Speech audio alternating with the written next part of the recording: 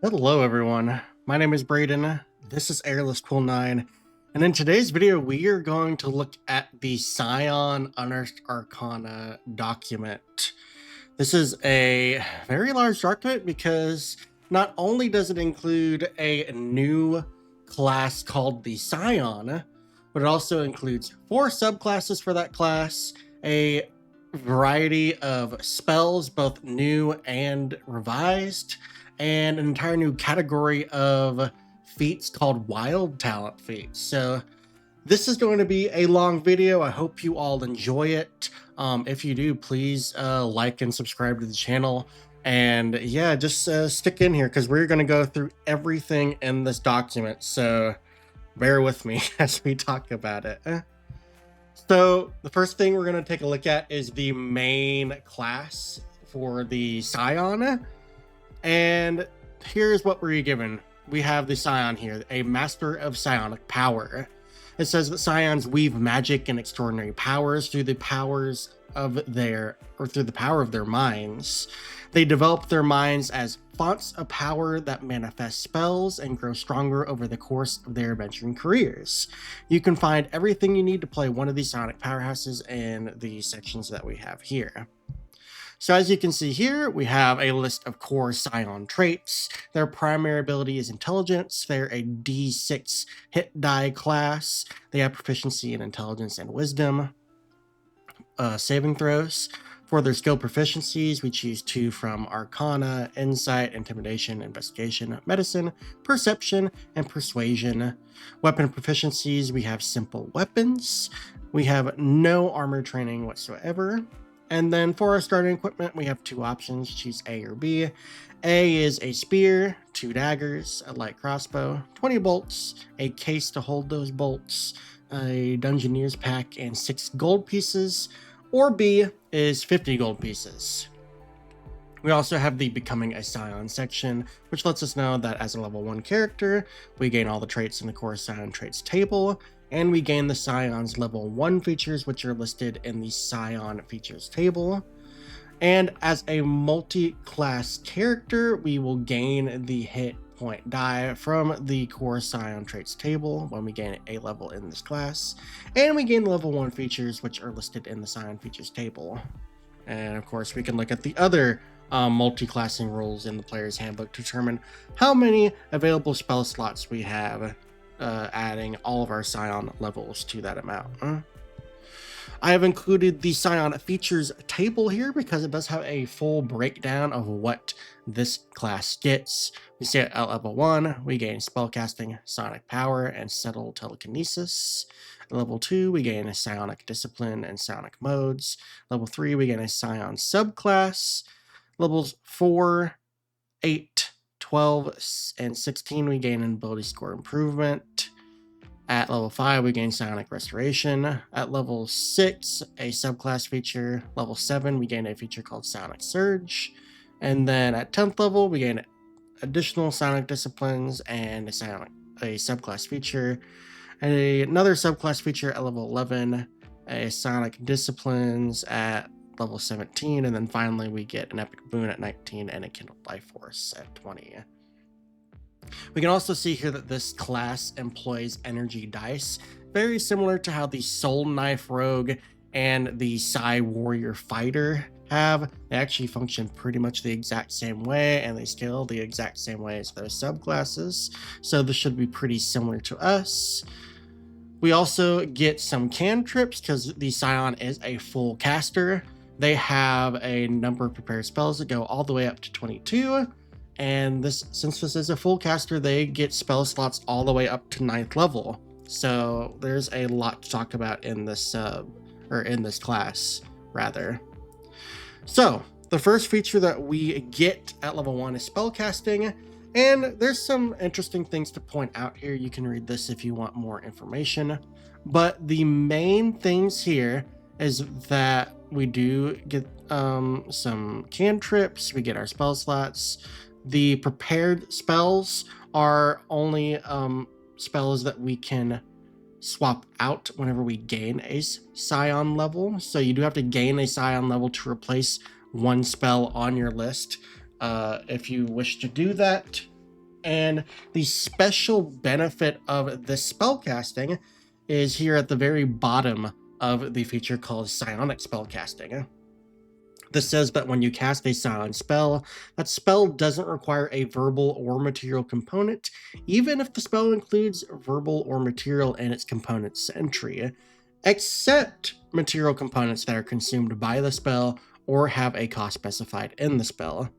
So, in other words, when you cast a psion spell, that spell does not require a verbal or material component, unless the material component that is in the spell is either consumed by it or has a gold cost specified in the table.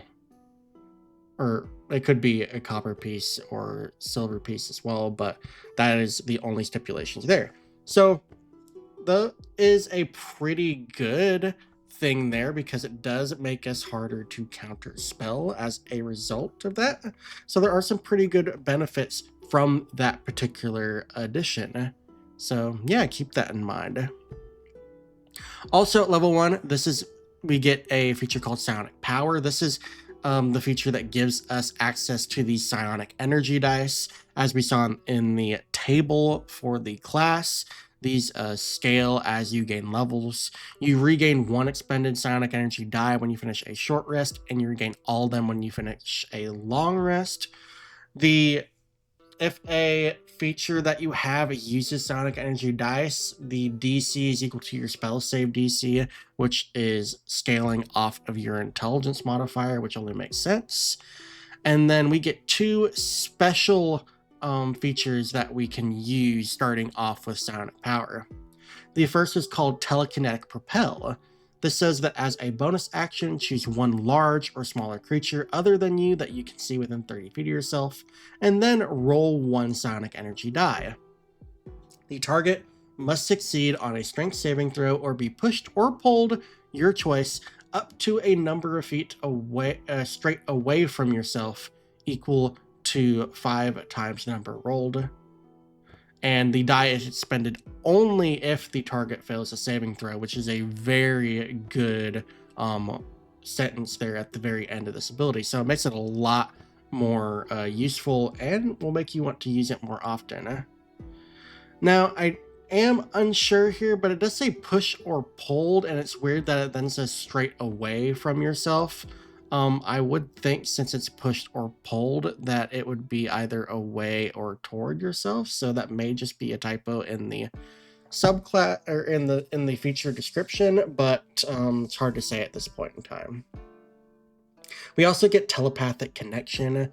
This gives us telepathy with a range of 5 feet, which is quite low, but it also says that as a bonus action, you can expend 1 psionic energy die and roll it, and for a number of minutes equal to your psion level, the range of your telepathy increases by a number of feet equal to 10 times the number rolled.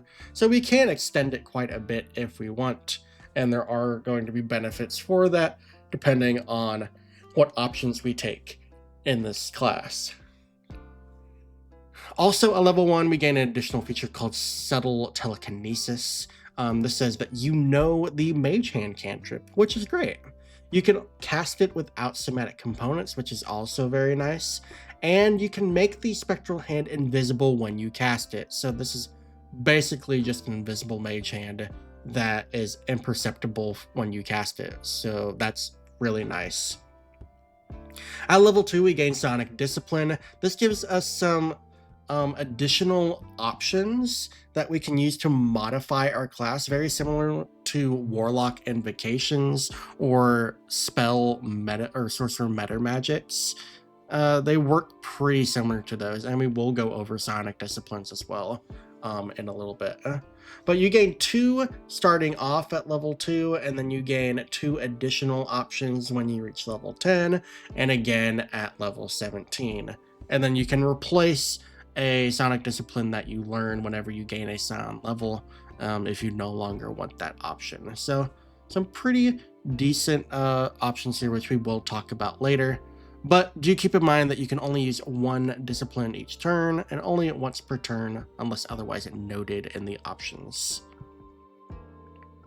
All right, also at level 2, we gain Psionic Modes. This is a feature that allows us to, as a bonus action, enter a particular mode, which lasts for a minute or until we use the feature again. And we have two options here. The first is attack mode, and the second is defense mode. So attack mode lets the damage from our weapon attacks, Psion spells, and Psion features ignore resistance to psychic damage. In addition, when you roll damage for a spell, you can expend one psionic energy die to reroll a number of damage dice up to your intelligence modifier, minimum of 1, and we do have to use the new rolls. So that's a pretty decent bonus.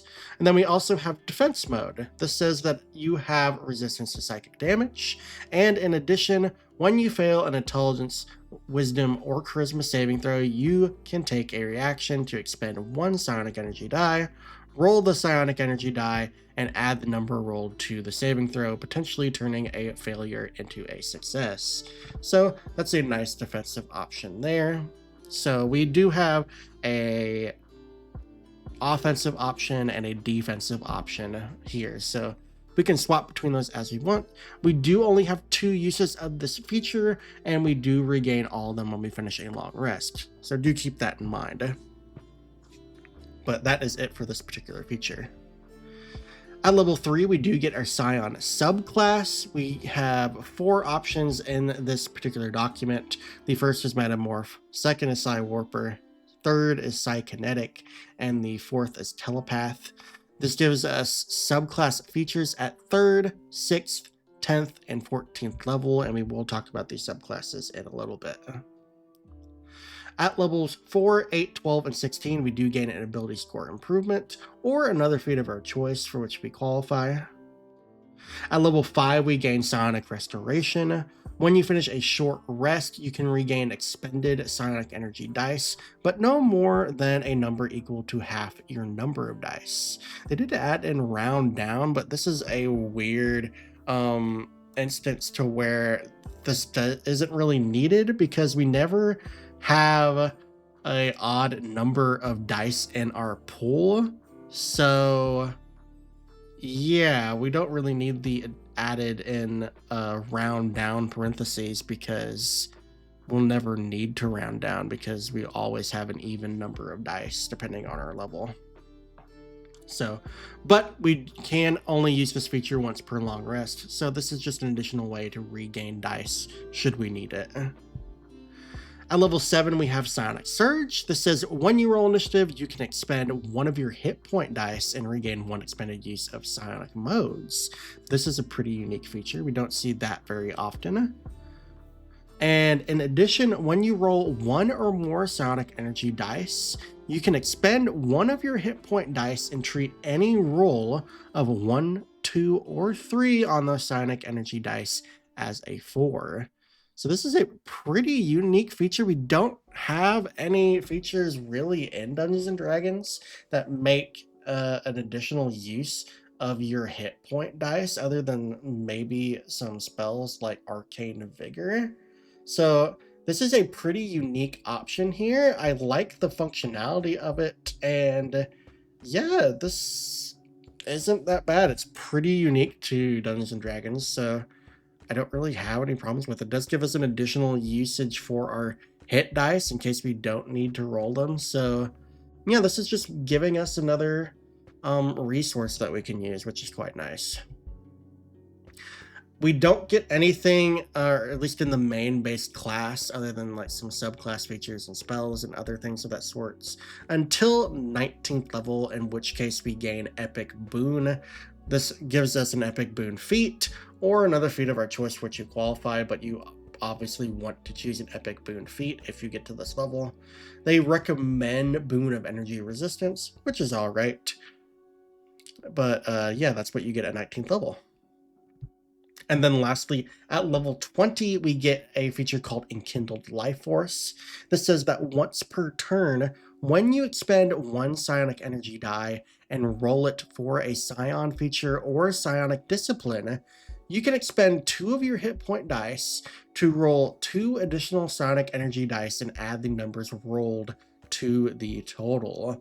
So this seems like a pretty powerful level 20 feature, which I'm all for because level 20 is the capstone for your class. And this does give us an additional usage for our hit point dice. And since we're going to be level 20, we're going to have 20 of them to use. So I don't see why you wouldn't want to use this at least a few times. So yeah, I mean, really cool feature and seems pretty decently powerful. So I'm all for this one. But that's the end of the class. Now we can move on to Psionic Disciplines. These are the options that we have available to us starting at level 2. So let's go ahead and talk about these options. The first one listed is called Biofeedback. This says that when you cast a Psion spell from the Necromancy or Transmutation School, you can expend 1 psionic energy die and roll it, and you gain a number of temporary hit points equal to the number rolled plus your intelligence modifier, minimum of 1.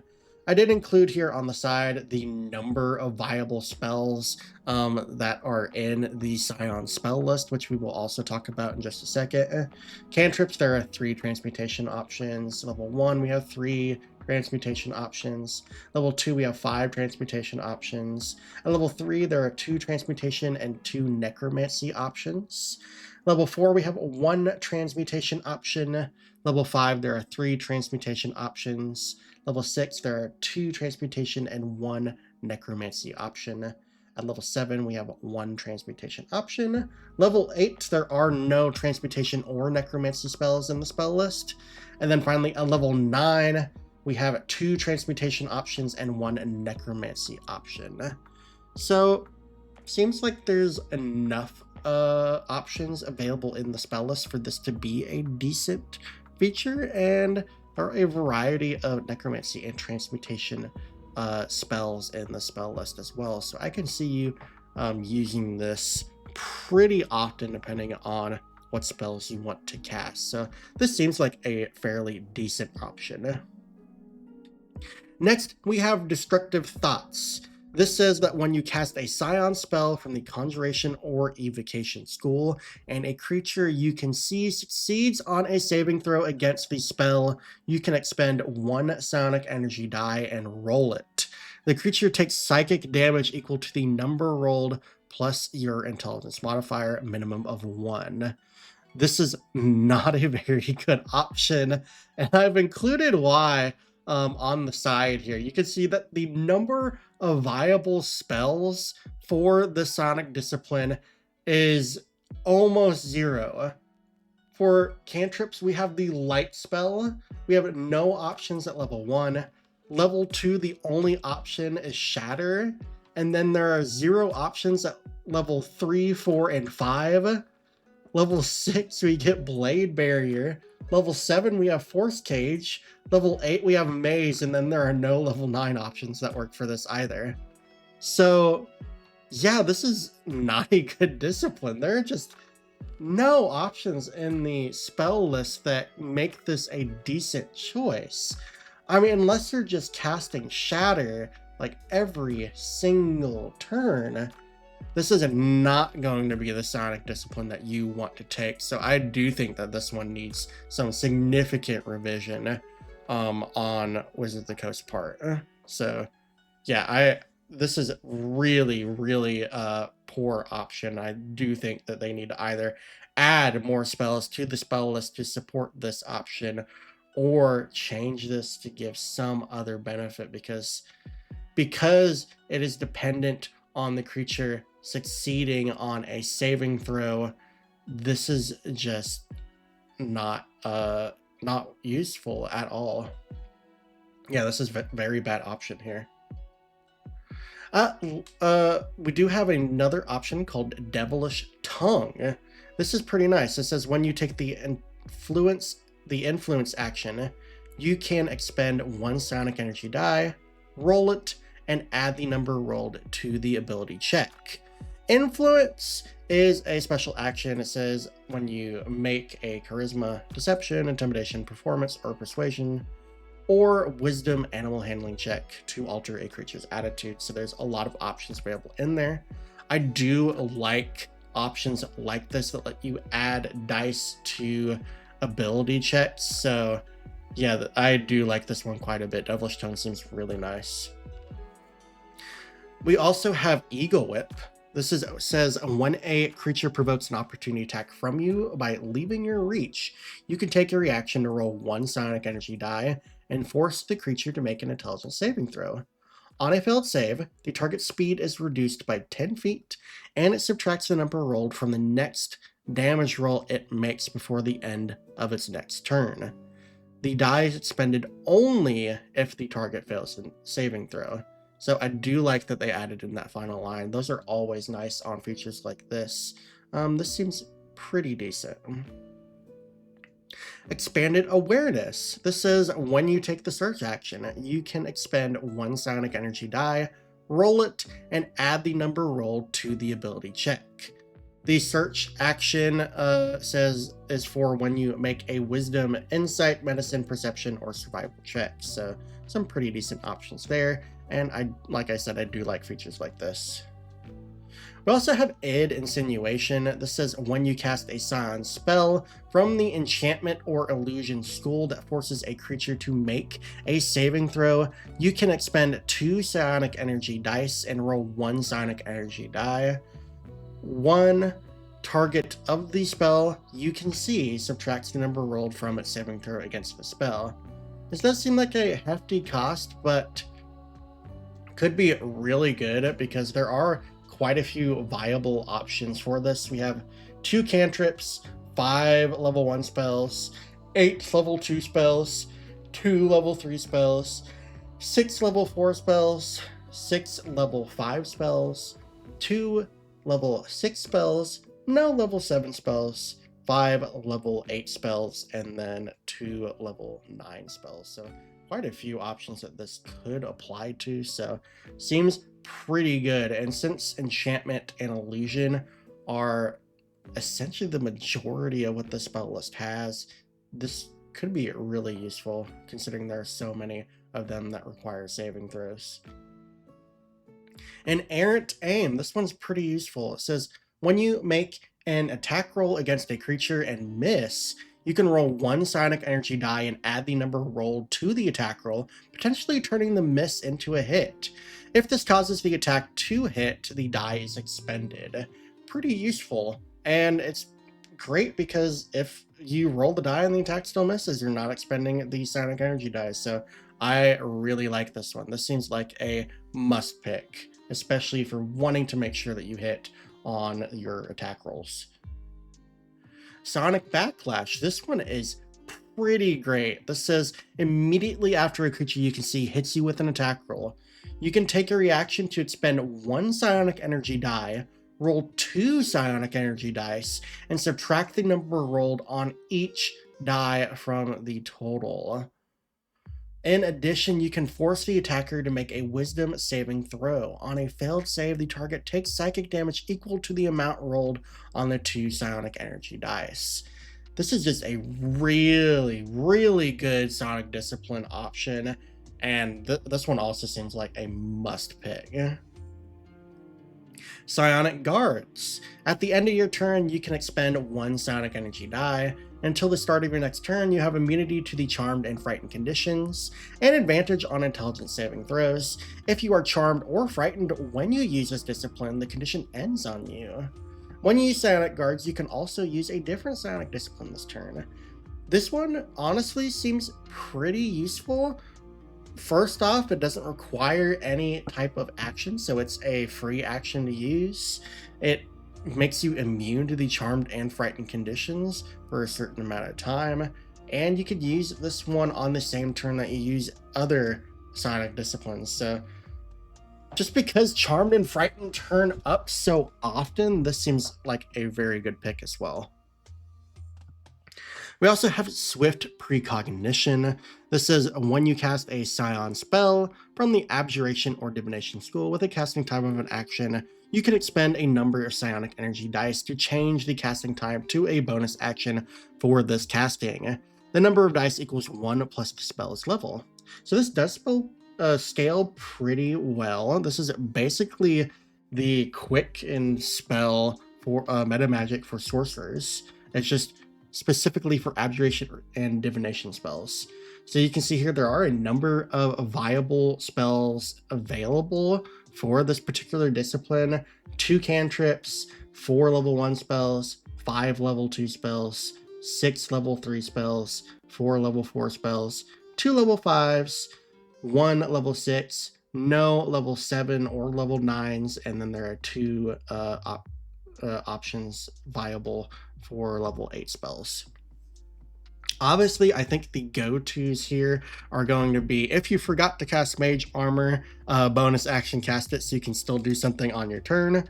And then I can see bonus action casting Dispel Magic is a pretty great option for this. Also some really decent divination options as well, but I do think that this is a pretty potent discipline, and there are definitely options that you can use this with. Tactical Mind is pretty great. This says that when you take the study action, you can expend 1 Psionic Energy die, roll it, and add the number rolled to the ability check. The study action is when you make an intelligence, Arcana, History, Investigation, Nature, or Religion check. So pretty great options here. My only comment on this is that it really shouldn't be called Tactical Mind, because we already have a feature called Tactical Mind in the fighter, and it's a level 2 feature for them. So this should really be called something else, not so it's not confused with the fighter feature. So I would propose maybe something like no, Open Mind or something, just something a lot more appropriate for this. Tactical Mind should not be the name of this. They need to change it to something else. All right, now we can go on to the actual spell list. You can see what spells the Psion does have available to it, and there are quite a few options here. As you see here, we have cantrips and level 1 spells. Quite a few options here. The most notable ones for cantrips are a new option called Telekinetic Fling, which is pretty great. True Strike is also available here. That's pretty great. You can see here in level 1, there's some pretty great options here. Specifically, Jump is pretty great. Here we have level 2 and level 3 spells. Also some pretty good options. You see that Tasha's Mind Whip is back.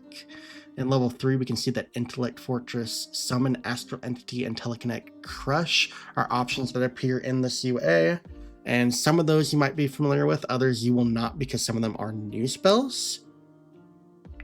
Level 4, we got some options. Ralitham's Psychic Lance is a great option for level 4. Level 5, some pretty great options, including Gaius and Rary's Telepathic Bond seem really appropriate for this class. Level 6, we have some pretty awesome options here, especially Blade Barrier and Disintegrate and Eye Bite. Some pretty potent options at level 7 as well. Force Cage is great. Power Word Fortify is awesome. Reverse Gravity is really cool. Teleport. Just some good options here as well. And then at level 8, we have Befuddlement, which is the new version of Feeble Mind. We have the May spell, which is great. We have Power Word Stun. Mind Blank is a very, very good spell. And then at 9th level, we have great options here, such as Foresight, Power Word Heal, Power Word Kill, Psychic Scream, which appears in this Unearthed Arcana, which is amazing. We're about to talk about in a second. Just some really great options here, including Time Stop and Weird. So very nice spell list. My only comment is what I said before during Disciplines, is that this class needs more conjuration and evocation options that are psionic themed, because there are just not enough of them in this subclass, or this class, unfortunately. So yeah, this spell list does need to be revised, but I like all the options that are currently in it. They just need some additional options, because there's not enough for some of the specific disciplines that are available in this class. With that out of the way, though, we can now talk about the Psion subclasses, and there are 4 to talk about, so let's go ahead and get to it. The first of these is the Metamorph. This says we psychically sculpt life and flesh. This says that your mastery of psionic powers turn inward. Your own flesh becomes like clay to you, and you mold it to turn it into the perfect vessel of your psionic powers. Experience in manipulating your life energy also enables you to adjust the life force of friends and foes alike. The first feature we get at level 3 is called Metamorph Spells. This says that when you reach a Psion level specified in the Metamorph Spells table, you thereafter always have the list of spells prepared. And the spells it gives us are some pretty good ones. At level 3 we have Alter Self, Cure Wounds, Inflict Wounds, and Lesser Restoration. Level 5 we have Aura Vitality and Haste. Level 7 we have Polymorph and Stone Skin. And then at level 9 we have Contagion and Mass Cure Wounds. This is obviously going to be our healer option, as well as some pretty decent transmutation options as well. This is a pretty decent spell list, and these are always prepared as well, so pretty great options, especially Contagion. Contagion's an amazing spell. Also at level 3 we get a feature called Organic Weapons. This allows us to reform a free hand into one of the following organic weapons whenever we take the attack action or make an opportunity attack. And there are 3 options available. We have Bone Blade, Flesh Maul, or Viscera Launcher. The limb immediately returns to its previous form after your organic weapon hits or misses its target. You can use your intelligence modifier for the attack and damage rolls instead of using strength or dexterity, and you can cause the weapon to deal psychic damage or its normal damage type, which is pretty great as well. Bone Blade is a blade made of bone springing from your forearm or extended from your hand. The blade counts as a simple melee weapon with the finesse property, and it deals 1d8 piercing damage on a hit. You also have advantage on the attack roll you make with the blade if at least one of your allies is within 5 feet of the target and the ally doesn't have the incapacitated condition. So that's pretty great there. Flesh Maul lets you turn your fist and forearm to coalesce into a hardened mass of flesh and bone. The Maul counts as a simple melee weapon and deals 1d10 bludgeoning damage on a hit, pretty good amount. And a creature hit by the Maul has disadvantage on the next strength or constitution saving throw it makes before the start of its next turn. I feel like this should be until the start of your next turn, maybe, because... or at least maybe until the end of your next turn, because then you can't capitalize on this particular option yourself. You have to depend on your allies to capitalize on that benefit. That's my only comment for that particular option. Then we also get Viscera Launcher. This says your hand and forearm transform into a crossbow made of muscle and sinew that fires bolts of bile. The launcher counts as a simple ranged weapon with a normal range of 30 feet and a long range of 90 feet, and it deals 1d6 acid damage on a hit. Once on each of your turns, when you hit a creature with an attack roll using the launcher, you can deal an extra 1d6 acid damage to the target. So, some pretty decent damage, especially since we can deal additional damage once per turn with that. It does specify that it's once on each of your turns, so you can't do this on opportunity attacks, unfortunately, only on your actual turn. Also at level 3, we get a feature called Extend Limbs. This says that as a bonus action, you can expend 1 psionic energy die, and for the next minute, you gain the following benefits. Reach, your reach increases by 5 feet. Speed, your speed increases by 5 feet. And touch. When you cast a spell that has a range of touch and a casting time of an action, you can make the spell's range 10 feet. Which is pretty great because we do have some touch spells in our spell list as well. At level 6, we get Extra Attack. This lets us attack twice instead of once when you take the attack action on your turn. And in addition, you can cast one of your Psionic cantrips that has a casting time of an action in place of one of those attacks. So ideally, we can use one of our Psion cantrips and then make one of those organic weapon attacks as well. So yeah, this pretty much clears up our attack options with that. We also get at level 6 Quickened Healing. This says when you cast Cure Wounds, you can expend 2 Psionic Energy dice to change the casting time to a bonus action for this casting. When you do, you can roll 1 psionic energy die and add the number rolled to the total amount of hit points restored. So this is pretty good because we do have Cure Wounds always prepared. This allows us to change the casting time into a bonus action, and this is a pretty great spell because it does heal 2d8 plus your spell casting modifier in healing at level 1. So this not only increases the healing, but it also changes the time into a bonus action. And keep in mind that if you upcast this as well, it does increase the healing by an additional 2d8. So this is pretty great. And then it also completely clears up our action to make use of our extra attack and our organic weapons and cantrips and spells. So yeah, this is pretty good, and I do like this feature. It feels pretty useful. At level 10, we get Mutable Form. This says that when you use Extend Limbs, the duration increases to 10 minutes, and you gain one of the following benefits of your choice, the effects of which last until Extend Limbs ends. We have Stony Epidermis. This gives us advantage on Constitution saving throws to maintain concentration. In addition, we can choose one of the following damage types: Acid, Bludgeoning, Cold, Fire, Lightning, Piercing, Poison, Slashing, or Thunder. And we gain resistance to the chosen damage type. Depending on what you choose here, this could be really good for you, especially in a fight. If you know what damage type a creature is dealing most often, that would be the time to use this so that you have resistance to any damage that you take from that. We also have Superior Stride. This says that while you aren't wearing armor, which we shouldn't since we don't have any armor training, but it is possible for us to gain it through other things. But this says that while you aren't wearing armor, you can take the dash action as a bonus action, and you have a climb speed and swim speed equal to your speed. So this does increase our mobility quite a bit. Then we have flexible or unnatural flexibility. This increases our armor class by 2, and our body, along with any equipment we're wearing or carrying, becomes pliable, allowing us to move through any space as narrow as 1 inch.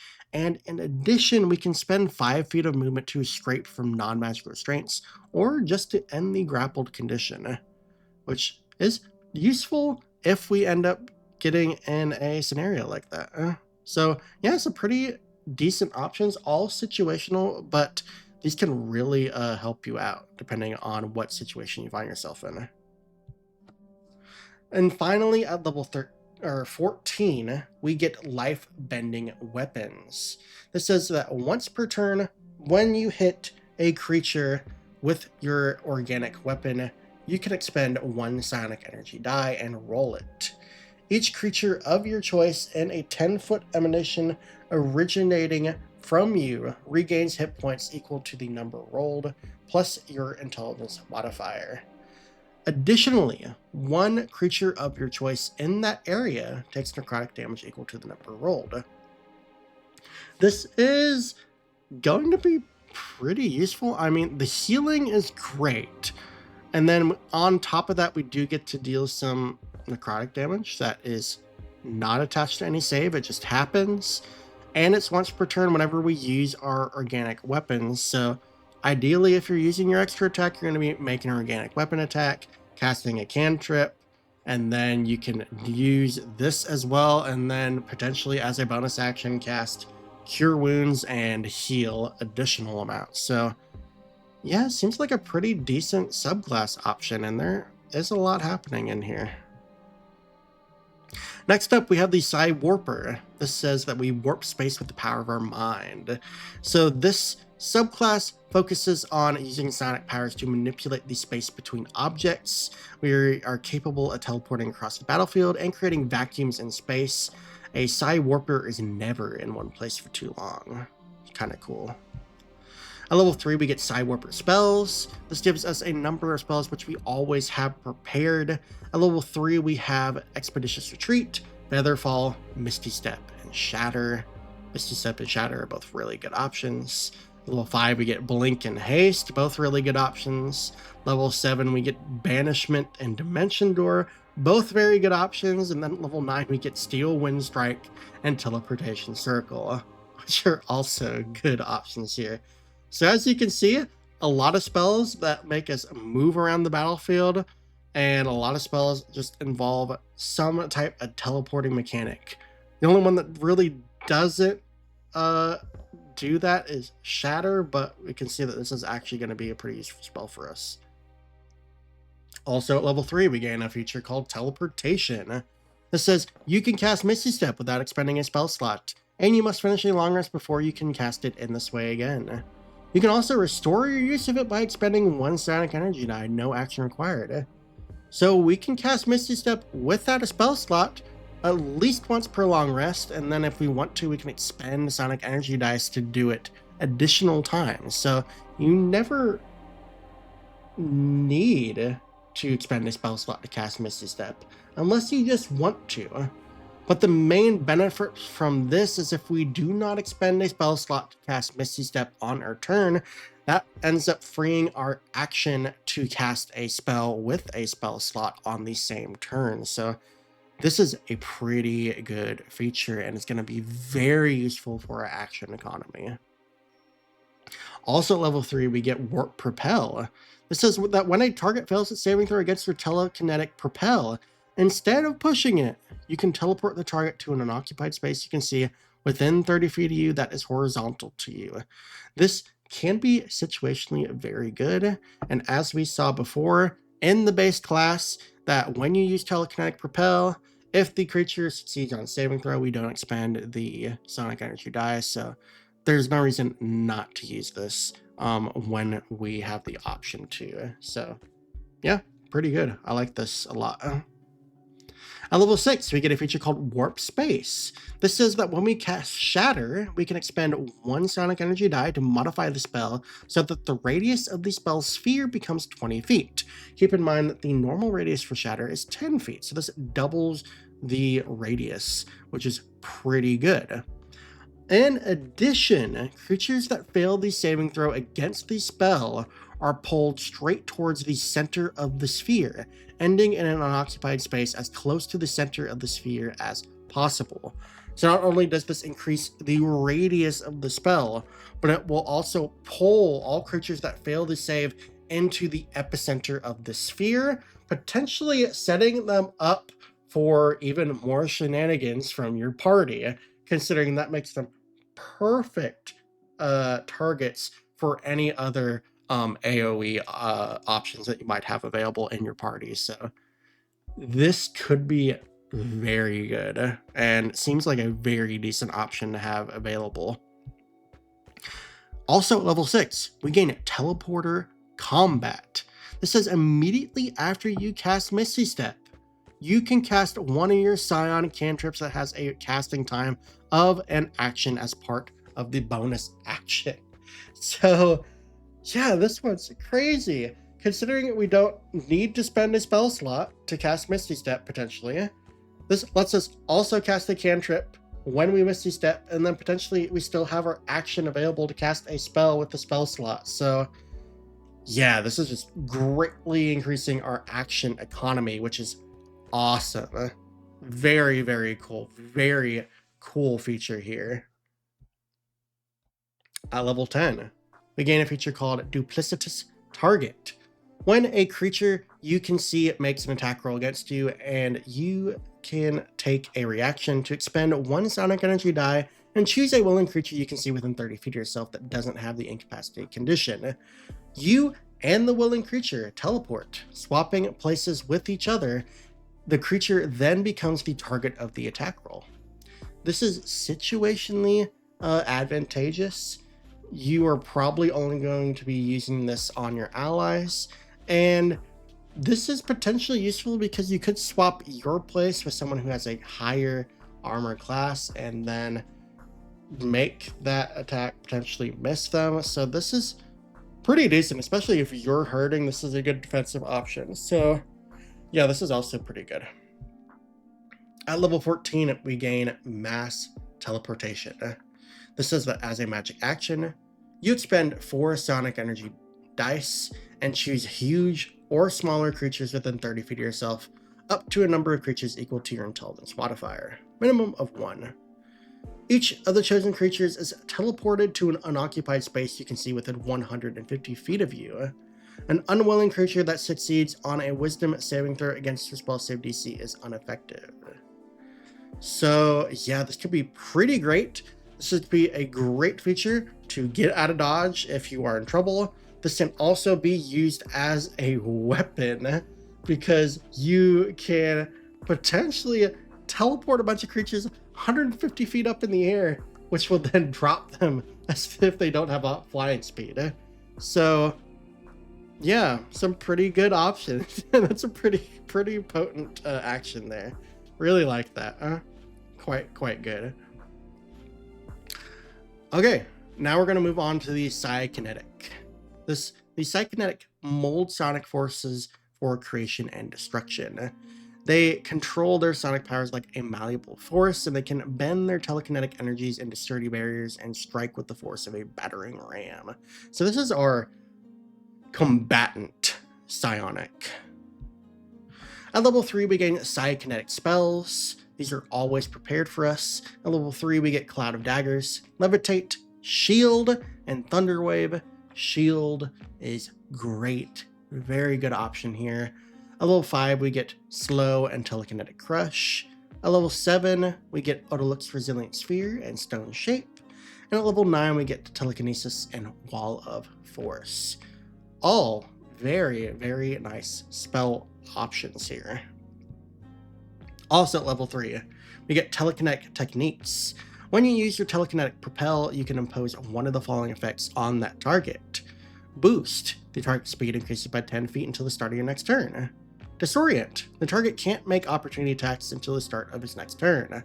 Telekinetic Bolt, if the target fails the saving throw, it takes force damage equal to the number rolled on the sonic energy die. Yeah, pretty good options here. Unfortunately, this is the only other additional level 3 option here. All of the other options get 3 level 3 features. This is the only one that gets 2. So I really feel like the Psykinetic could use an additional level 3 option here. But this is the only one that they get in addition to their spells, unfortunately. At level 6, we get Empowered Attack Mode.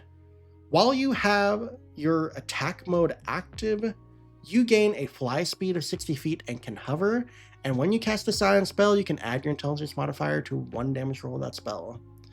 Flying is obviously amazing. Hover makes flying even better.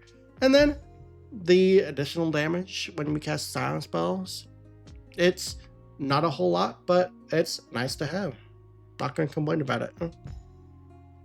Also at level 6, when we cast Shield, in response to being hit by an attack roll, we can cause the triggering attack to miss. Oh, sorry. When we cast Shield in response to being hit by an attack roll and cause the triggering attack to miss, we can expend 1 sonic energy die to launch the force back at the attacker. The attacker makes a dexterity saving throw. We roll 2 sonic energy dice. On a failed save, the attacker takes force damage equal to the amount rolled, and you gain temporary hit points equal to that amount. That's pretty great. On a successful save, the attacker takes half as much damage only. So yeah, this is a pretty great defensive option here because yeah, we do have Shield, and that is going to make us a lot more of a tank since we are a combatant essentially with the subclass. And yeah, this is just going to make us a lot tankier. Considering if we gain temporary hit points from this is going to be great. And even if it doesn't, we're going to be dealing damage as a reaction. So yeah, pretty good option. I like this one a lot as well. At level 10, we gain Enhanced Telekinetic Crush. This is when we cast Telekinetic Crush, you can expend 1 sonic energy die to modify the spell so that whether a creature fails or succeeds on the saving throw against a spell, its speed is halved until the start of your next turn. That's pretty decent. And we will talk about spells in just a second as well, as soon as we're done with subclasses.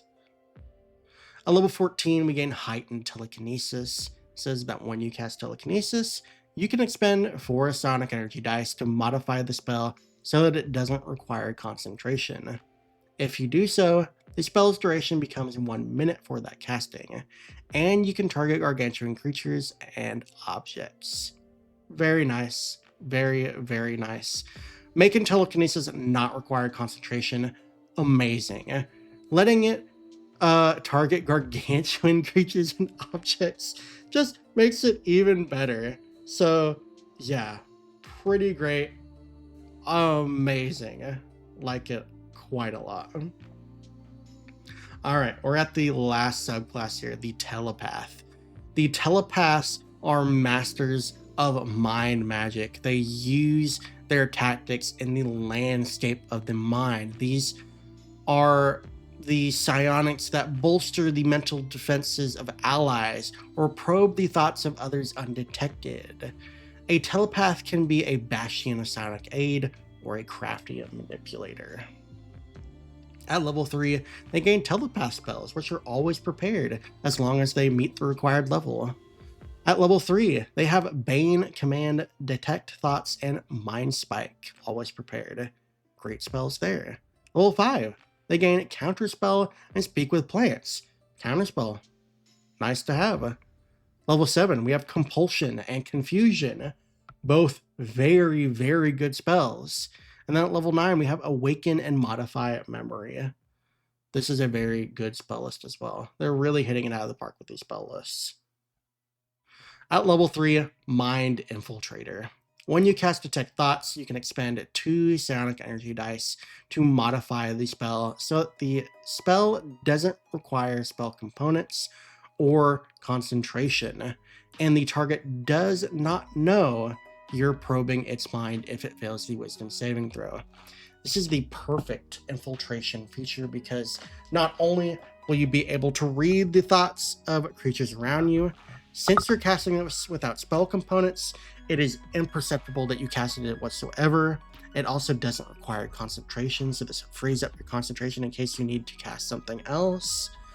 And then if the target fails the Wisdom saving throw, it is not aware that you just tried to probe its mind. So awesome feature, very good for espionage. Also at level 3, we gain telepathic hub. This gives us telepathy with a range of 10 feet, so this increases our telepathy range. It also says that in addition, when you expend a Psionic Energy die as part of using a telepathic connection to increase the range of your telepathy, for the duration of the effect, you can simultaneously contact a number of creatures equal to 1 plus the number rolled on the Psionic Energy die. So this basically gives us a telepathic hub, which we can now use to contact a lot of the people in our party, potentially. So pretty good. Like this option a lot. At level 6, we gain Empowered Defense Mode. While your defense mode is active, whenever you make a saving throw, you add 1d4 to the save. Keep in mind that defense mode allows us to, as a reaction, add a Psionic Energy die, or as a reaction rather, add a Psionic Energy die to a Charisma, Intelligence, or Wisdom save. So this adds an additional d4, and it's not specific on what saving throws either, so this should be all saving throws.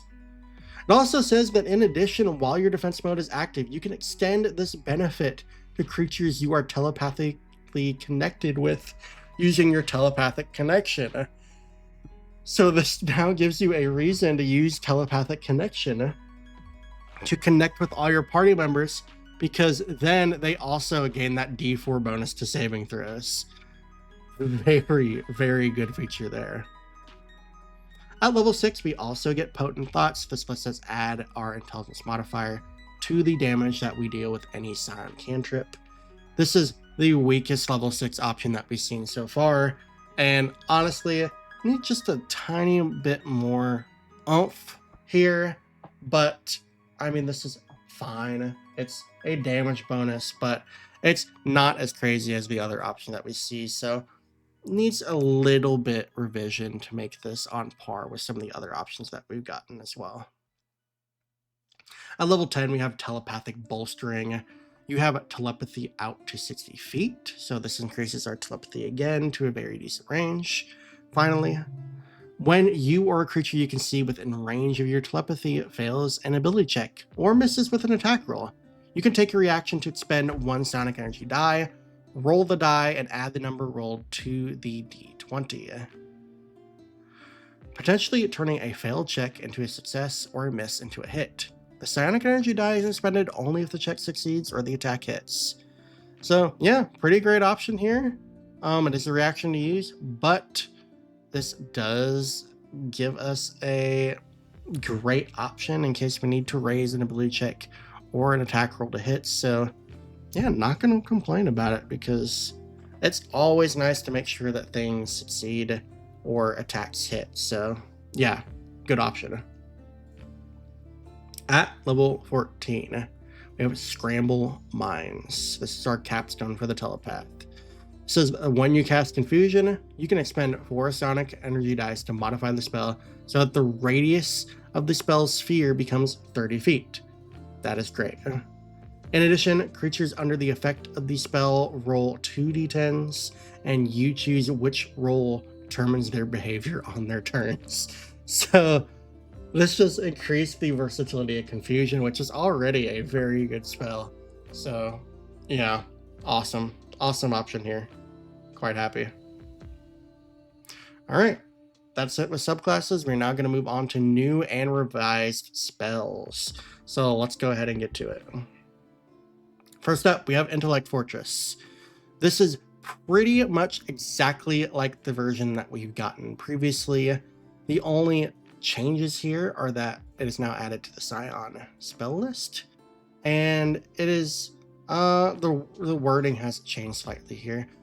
I don't think Intellect Fortress is a very good spell, though. I really think this would be a lot more useful if it didn't require concentration. I hate that this just eats up our concentration. I get why it's a concentration spell, but I don't like this spell that much. It just doesn't seem worth the level 3 spell slot. So I don't know how I would fix this spell. Maybe increase the duration to more than an hour, but I don't know. It's just not an option I would personally use.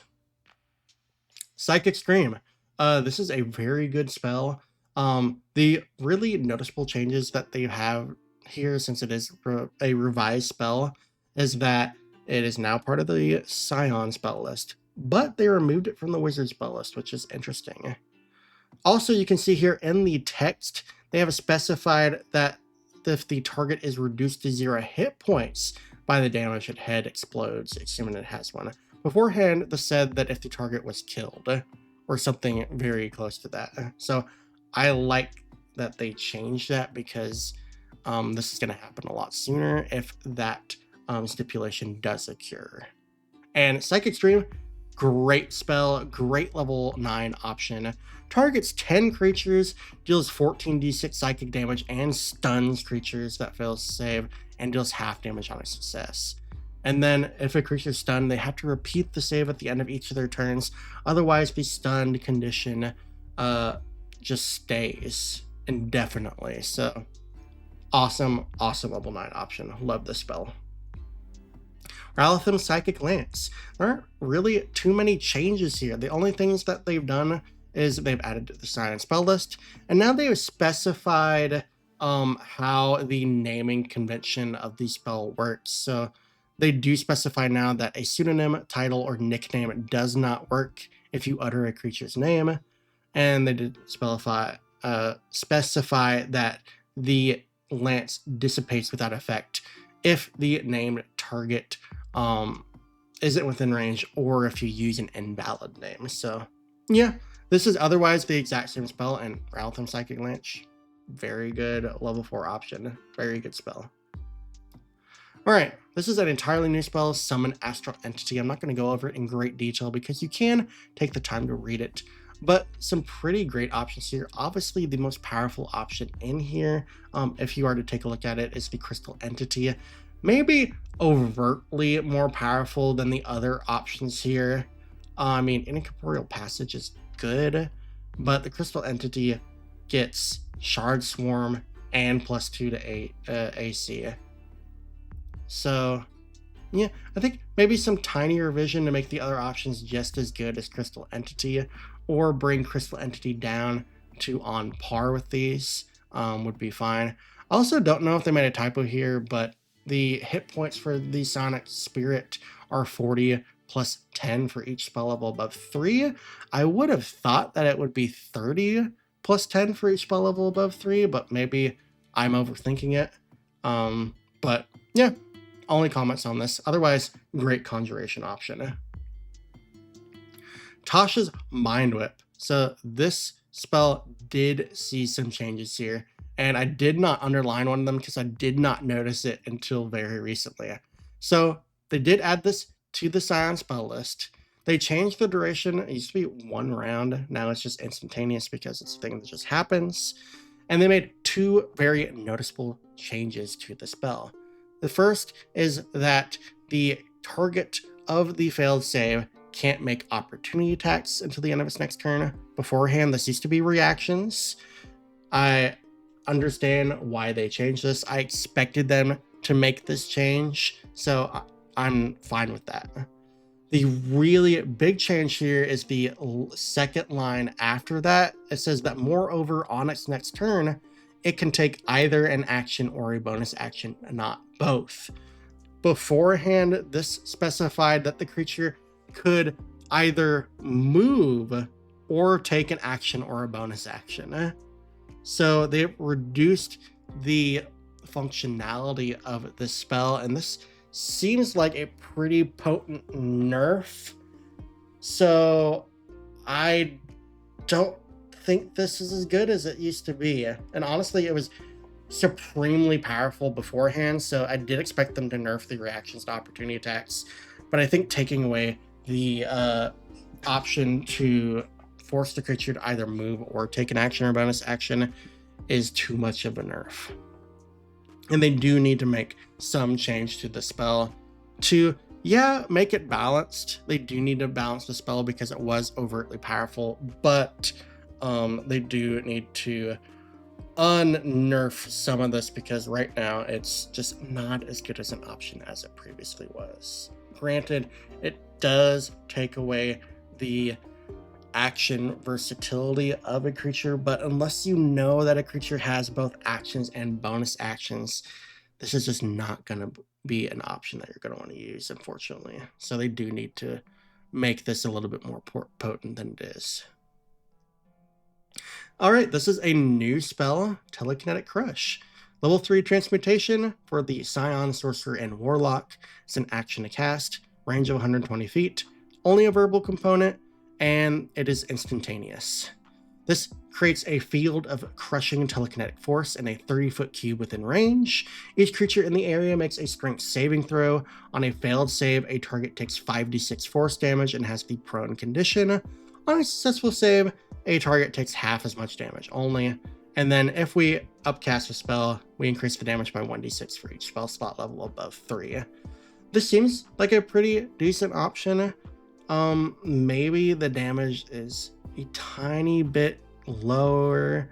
Maybe they need to add an additional d6 to this, but it's not a bad spell. I mean, it's a 30-foot cube, so decent area of effect, and it does deal force damage, which is very potent, and prones as well on failed saves. So yeah, not a crazy powerful option, but it's a decent option to do some proning and dealing consistent damage. We also have Telekinetic Fling. This is a cantrip exclusive to the Psion. It's an evocation cantrip, cast time of action, range of 60 feet, which isn't crazy. It does require a verbal and a material component. That material component is an arrow, bolt, bullet, or needle worth at least 1 copper piece, and the duration is instantaneous. This says that we brandish the ammunition used to cast the spell, and we fire it at a creature within range using psionic energy. Make a ranged spell attack against the target. On a hit, the target takes 1d10 force damage, and the ammunition is destroyed. And then the cantrip upgrade portion of this increases the damage by 1d10 when we reach levels 5, 11, and 17. So yeah, Seems like a pretty decent cantrip. Very good damage. I say the range is maybe a little low. I would like to see it be 90 feet, but we'll see if they make any changes to this. But, I mean, for now, pretty decent option. All right, that is it with spells. We can now move on to the final thing in this document, and this is the Wild Talent Feats. Wild Talents are a new collection of feats. There are potentially going to be backgrounds representing the different connection to these wild talent options. But this is if this content becomes official, so we don't know what those options are going to be yet. However, the document does say that if you take the noble or sage background, you can choose a wild talent feat in place of a background's origin feat. So we do have options here to use these feats currently. So yeah, let's take a look at all these. All right, the first is Atmokinesis. So all these wild talent feats have the prerequisite that you can't have another wild talent feat. So once you take a wild talent feat, that's the only one that you're going to have for the duration of your character's campaign. So keep that in mind when you're deciding what wild talent feat to take, if you're wanting to take one.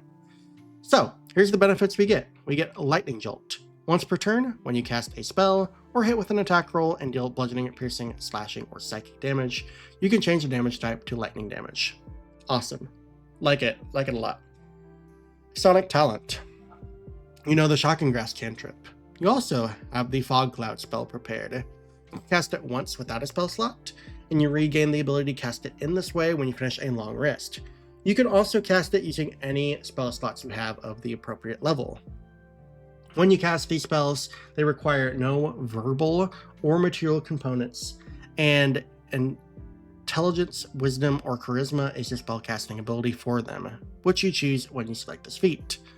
And then when we reach level 3, or character level 3 rather, we also always have the Gust of Wind spell prepared and can cast it in the same way. That is, we can cast it once without a spell slot and regain the ability to do so when we finish a long rest, and then we can also cast it with any spell slots that we might have at the appropriate level. And we can also technically cast it without verbal or material components if that applies. All right, so with that out of the way, that is going to clear up how I'm going to talk about the rest of these, since they are worded very similarly. So do keep that in mind as we move on. All right, now we have Biokinesis. So this gives us two benefits. The first is Bend Life Energy. It says that when a spell we cast restores hit points to a creature, we can roll 1d4 and add the number rolled to the total hit points restored. You can use this benefit a number of times equal to your proficiency bonus, and you regain all expended uses when you finish a long rest. All right, Psionic Talent. This gives us the Spare the Dying cantrip. This also gives us the Healing Word spell prepared. And then at level 3, this gives us the Arcane Vigor spell prepared. So yeah, pretty good options here. Like this one as well. Clairsentience. This gives us two benefits. The first is Minor Foreknowledge. This says that when you take the search action, you can give yourself advantage on any ability check made as part of that action. You can use this benefit a number of times equal to your proficiency bonus, and you regain all expended uses when you finish a long rest. Psionic Talent. You know the Guidance cantrip. You always have the Detect Evil and Good spell prepared. And then at level 3, we always have the See Invisibility spell prepared. So yeah, good options here as well. I like this one as well. Cryokinesis. We gain Ice Manipulation. Once per turn, when you cast a spell or hit with an attack roll and deal bludgeoning, piercing, slashing, or psychic damage, you can change the damage type to cold damage. And then we also get Psionic Talent. This gives us Ray of Frost, Armor of Agathis, and Ice Knife, always prepared. We can cast those spells without spell slots.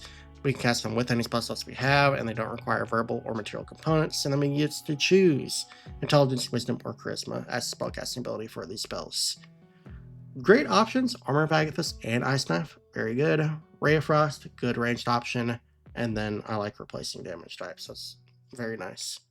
So yeah, great option here. Love this. Empath. This gives us 2 benefits. Emotional sense. When you take the influence action, you can give yourself advantage on any ability check made as a part of that action. You can use this benefit a number of times equal to your proficiency bonus, and you regain all expended uses when you finish a long rest. Sonic Talent gives us Charm Person, and then at level 3, we gain Calm Emotions. So, good options here. I mean, advantage on influence action checks. Very nice. Gonna always be useful. Flesh Morpher. We gain 2 abilities here. Flexible Flesh. When you make a dexterity, acrobatics, or sleight of hand check, you gain a bonus equal to your intelligence modifier. You can use this benefit a number of times equal to your proficiency bonus, and you regain all expended uses when you finish a long rest. Sonic Talent. This gives us Long Strider, and then at level 3, we gain Alter Self. This seems like a good option, maybe slightly less powerful than some of the others, but depending on what we're going for, decently powerful option. Mind Whisperer. 2 benefits here. The first is limited telepathy. As a magic action, choose 1 creature you can see within 120 feet of yourself.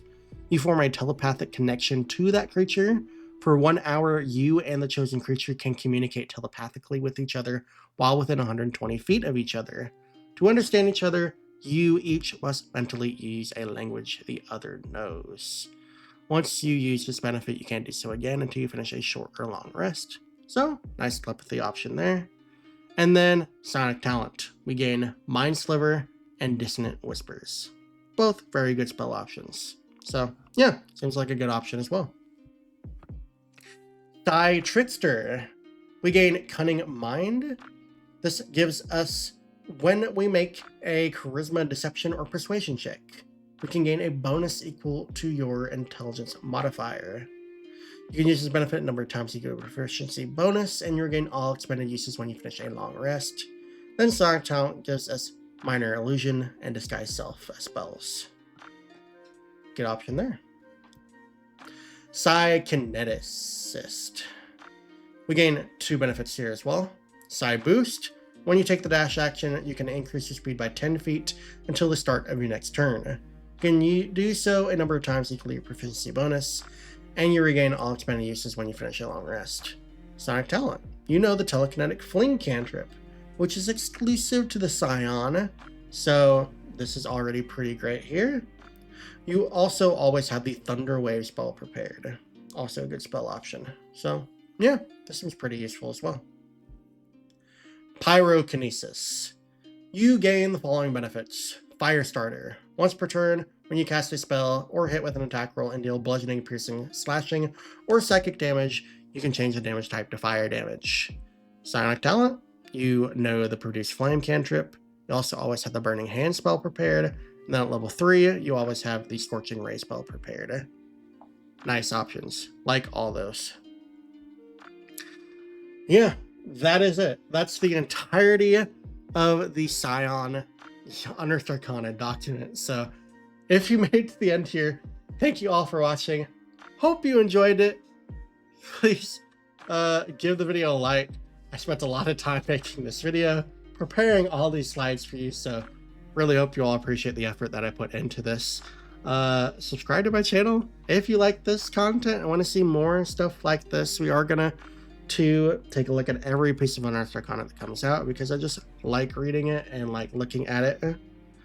And yeah, happy to do this all for you guys. Hope you all enjoyed this. If you're watching this video, the survey comes out on the Tuesday, like the day after this video releases. So if you have thoughts on this content, go to D&D Beyond and fill out the survey to let Wizards of the Coast know what feedback you have on this class and what changes that they do need to make, because there are a couple things here that I think they could improve on. So yeah, there are things that I will fill out the survey myself and let them know that I think need some improvement here. Some of the disciplines, some of the features, but yeah, other than that, this is a pretty great Unearthed Arcana This seems like a very well thought out class. A lot of it is pretty good and it seems very well balanced for Dungeons and Dragons play. I think they did a phenomenal job setting this class up, and I think with a few tweaks, this could be a very good option for them to release. And I really hope they do so, because I would love to have the Psion as a class option in Dungeons and Dragons. So yeah, hope you all enjoyed this video. Thank you all for your support, and I will see you all in the next one. Thanks, guys, and I will catch you all later.